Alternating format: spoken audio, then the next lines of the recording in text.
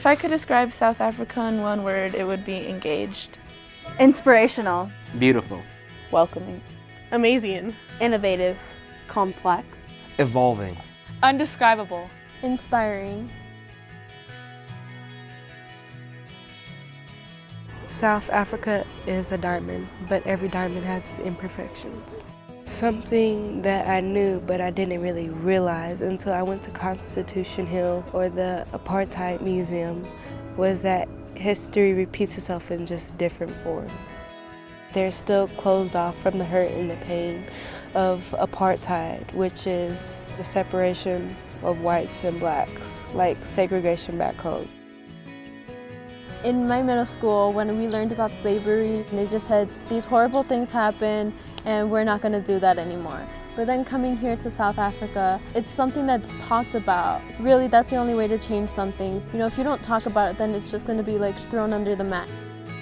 Constitution Hill is a prison and it was primarily blacks held there.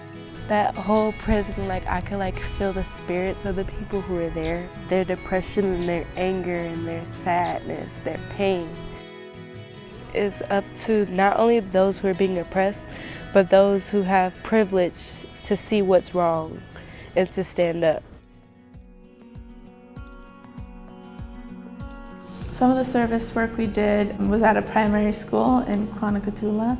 At the school, every single day we would work with a different group of students. Some similarities or differences from the United States is that there's definitely a lot more kids in one room that there is at least my school back at home. There's double the amount, which I feel like is maybe a little more overwhelming and stressful for the teacher. Some teachers would make us, just correct workbooks or help them individually, and others would actually make us teach a lesson. Okay, yes. Reading, yes. Yes. Okay. In the back. Choir is something that I stopped in middle school, and I made me realize how much I miss singing in a big group. The choir's energy is so palpable.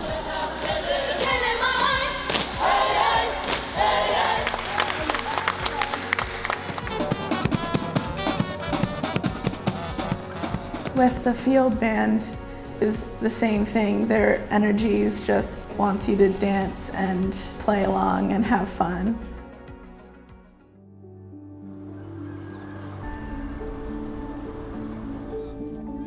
I was really nervous coming into the homestay because I didn't know what to expect at all. I was just hoping I would get along with my family. What challenged me a lot, honestly, and still now, is the language barrier, because obviously we do speak different languages, so there's going to be a little challenge in between from what they're saying, what I'm saying, but we do a lot of hand gestures. We're like, okay, yeah, no.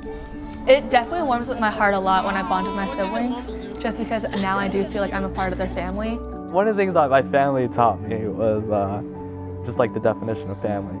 Even though we're not really blood related, I feel like they still welcome me in. They're still really close. And then just me walking around with my brother, just meeting people, it feels like I'm family when I meet them. They treat me as if I was one of them. Now this does feel like home to me. There's a difference between living with your friend for a little bit and living with family. With the homestay, you really are their family, so it's much more meaningful because family is forever.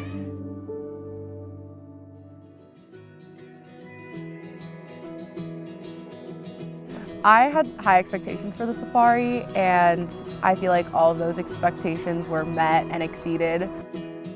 Seeing all the elephants, the giraffes, the zebras, and the hyenas, oh my goodness, just all these animals that really I would only see in The Lion King at home. To see them right in front of my eyes was magical. I came to South Africa with a fear of nature. Not a fear of it, but just not being used to it and being scared at how amazing it is. So coming here, I've learned to love it and to appreciate it. Everything from the sunrise to the sunset to all the random herbs and plants and trees. I feel like everyone just feels so at home right now, where they feel comfortable and where they feel themselves.